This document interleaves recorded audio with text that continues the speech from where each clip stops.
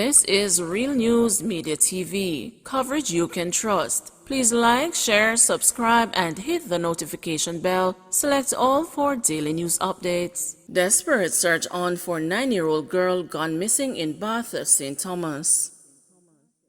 A high alert has been activated and the search is on for 9-year-old Felicia Prusia of Bottom Yard District, Bath, St. Thomas, who has been missing since Thursday, October 14. She is of brown complexion, slim build, and about 137 centimeters or 4 feet 6 inches tall. Reports from the Bath police are that about 7:10 p.m., Felicia was last seen at home wearing a white blouse and blue shorts. She has not been heard from since then.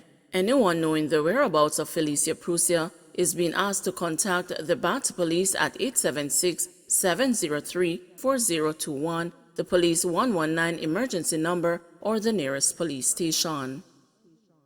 House approves another 60-day extension on Zozos. The House of Representatives has approved the extension of the 5 zones of special operations currently in force. Minister of National Security Dr. Harris Chang piloted the motions on Wednesday evening to extend the operation of the zones in Mount Salem and Norwood St. James, Denham Town, West Kingston, Greenwich Town in St. Andrew Southwestern, Augustown in St. Andrew Eastern to January 10, 2022. The opposition raised no objections to the 2-month-long extension. Member of Parliament for St. Andrew Southwestern Dr. Angela Brown-Burke told the House that her side fully supported the motion for the extension. Our position has been repeated several times, and in the interest of time, I will not repeat the concerns that we have, but we know that individuals have seen improvements, and there are other members, I am sure, who have been asking what has happened to their Zozo, she stated. Dr. Chang said that MPs were all well aware of the success of the Zozo initiative in the 5 communities. He said that the safety and the security of the residents of these communities remain of paramount importance and a matter of continuing urgency for the government. He insisted that the heavily armed criminals who are terrorizing the residents must be met with an equally empowered security force if the country is to achieve a sustainable reduction in criminal violence. Melrose Yam Park could reopen November. Following the closure of the Melrose Yam Park by health inspectors 2 months ago, Chief Executive Officer at the Manchester Municipal Corporation, Winston Palmer, said the facility could reopen in another 3 to 4 weeks. The popular vending site was shuttered because of a slew of public health concerns, including pest infestation, as well as wastewater and solid waste management. However, Palmer revealed that more than half the improvement works have since been completed. Wastewater system for stalls have been rectified, pest control activity done, including the spraying of manholes, removal of wasps, cleaning of stall internal and external, replacement of a damaged door in bathroom, and the installation of the urinals are ongoing, said Palmer. He said other rehabilitative works will continue. That will include the installation of additional stainless steel hand wash sinks in the stalls. There are also concerns that vendors have engaged in services which were not compliant with their contracts. There were persons serving rice and peas and soup. There were igloos with liquor. We will have to monitor to ensure that these stalls are only selling roast yam and salt fish, said Palmer. If there is an individual in breach, then we can lock that particular stall. As a condition of the reopening, each vendor will have to undergo training. They will also have to apply for enterprise licenses and a food handler's permits, Chief Public Health Inspector Charmaine Palmer Cross has said. The corporation CEO issued a stern warning to vendors about the consequences of non-compliance. We will be helping the vendors to secure their livelihood, but they also have a responsibility, said Palmer Cross. If you have 20 vendors and one vendor has gone out of line, we have the padlocks to lock that stall to prevent a problem with the entire facility. Discarded restaurant oil blamed for Mobe's sewage overflow. Despite efforts by the St. James Municipal Corporation to get vendors and restaurant operators to properly dispose of their food waste, a recent overflow of sewage in downtown Montego Bay is being blamed on discarded waste including used cooking oil. According to Tisha Ann Pinnock, Acting Corporate Communications Manager at the National Water Commission's Western Division, restaurant operators are to be blamed for the sewage overflow in the vicinity of the Bay West Shopping Center in downtown Montego Bay. Since the problem surfaced several days ago, at least one pedestrian has suffered injury as a result of trying to avoid the sewage, which has been coming up from the street-side manhole cover. The supervisor has checked and there is an overflow there in that area. The team is going there to clear it. What the supervisor said is that when you start to have frequent overflows in that area, there are a lot of fats and oils and things that should not be going into the sewer are causing the overflow like oils from the restaurants, explained Pinnock. There was a blockage there on Friday and the team cleared it, then it started to overflow again. Apparently it started overflowing on Monday or Tuesday and nobody reported it, added Pinnock. While food vendors operating on the streets of the western city are known to engage in the improper disposal of their waste, Pinnock did not single them out as a part of the problem. I do not know about the soup vendors being responsible.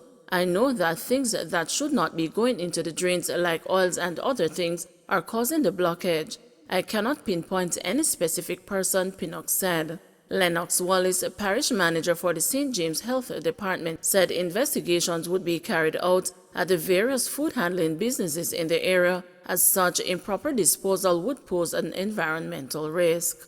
I am just hearing of that for the first time. What I will do is to have my officers make the assessment and have them inspect the facilities in that general area, because such a scenario would impact the sea that is close by the Pier 1 restaurant and going right back around the Fisherman's Beach, and that would destroy marine life, said Wallace. The possibility of restaurants and other food handlers being responsible for the waste getting into Montego Bay's drains run contrary to what is outlined in the ongoing St. James Municipal Corporation's education drive, which condemns such practices. The education drive, which began in August 2017, is focusing on hygiene training for food vendors. In November 2019, the St. James Municipal Corporation got reports of food vendors and restaurant operators falling back into the bad practice of the improper disposal of waste, which was blamed for a massive rat infestation problem.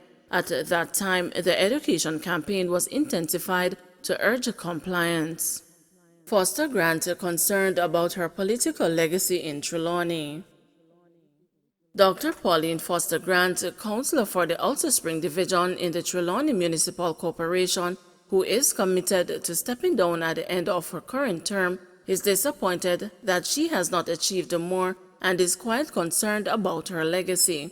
According to Foster Grant, when she became councillor for the first time in 2012, her number one priority was to retrofit the old Ulster Spring Hospital and convert it into a health clinic to serve the southern part of the parish, which has been without a public hospital for close to 3 decades.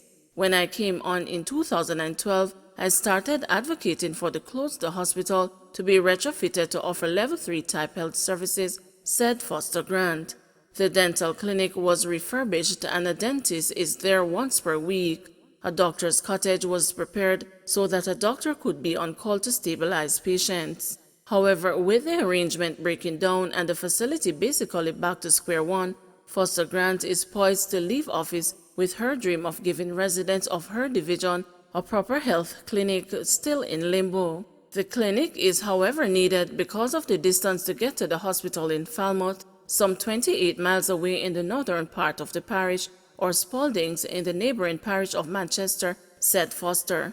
Foster was also desirous of creating a stable water supply source for Ulster Spring, which is a mere 3 miles away from the area's premier source of water, the Quashie River in Freeman's Hall. According to Foster Grant, in 2017, Dr. Horace Chang, the then minister without portfolio in the Ministry of Water, made an announcement at an event in Warsaw that a $96 million Quashie River system would be installed in Ulster Spring. However, that never materialized. It would have eased the water woes of the residents, said Foster, who is still hoping that this project will become a reality before she officially ends her 2-term affiliation with representational politics.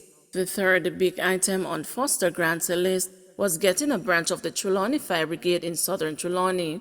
From all indications, this project appears to be the most likely one to become a reality. One of the first things I advocated for when I became councillor was for a fire station for South Trelawney. Most recently, Minister of Local Government Desmond McKenzie identified a site for a fire station, said Foster Grant, who is now waiting to see that project gets off the ground. Minister McKenzie has always been a man of his word, so I am putting down the slow pace to get this project going to the ongoing COVID-19 pandemic. I am sure that as soon as it is possible, the station will be a part of the services offered to South Trelawney, said Foster Grant. While she will step away from politics when the next local government elections are called, Foster Grant plans to continue to serve and advocate for the people in her division as she hopes to continue to build on her legacy of service to the people. Vaccination blitz this weekend. The Ministry of Health says there will be a major COVID-19 vaccination blitz this Heroes Weekend. Health Minister Dr. Christopher Tufton told the news that this ministry has partnered with 15 private facilities, including Medical Associates, Winchester Surgical and Medical Institute, Hospitan, and all Fontana locations to administer the vaccine. If you're in Kingston, you can go to Medical Associates, you can go to Winchester Medical, you can go to Fontana Pharmacy. They have 6 locations across the country. If you're in Montego Bay, you can go to Hospitan and Winchester and so on. So there are a number of private locations that are now able to offer the vaccination. On the weekend, we are going to be pushing the blitz to get people out. We are working with JUTC to provide more transport or additional transport, even though Sundays would normally be a lockdown. The lockdown doesn't apply if you're going to a vaccination site. So I want to use the opportunity to encourage Jamaicans. Take advantage of the vaccination outlets that are there. Take advantage of the opportunity. Go out even on the lockdown day on Sunday, because we really want to give you the protection and we want to move fast to get back to normal. One jab, one dose, one juke, if you will, and you finish. For those who are afraid of needles, the side effects are no different, minimal, and you get the very same protection. So guess what? I'm putting in a plug for Johnson & Johnson. Don't forget to like, share, subscribe, and hit the notification bell. Select all for daily news updates.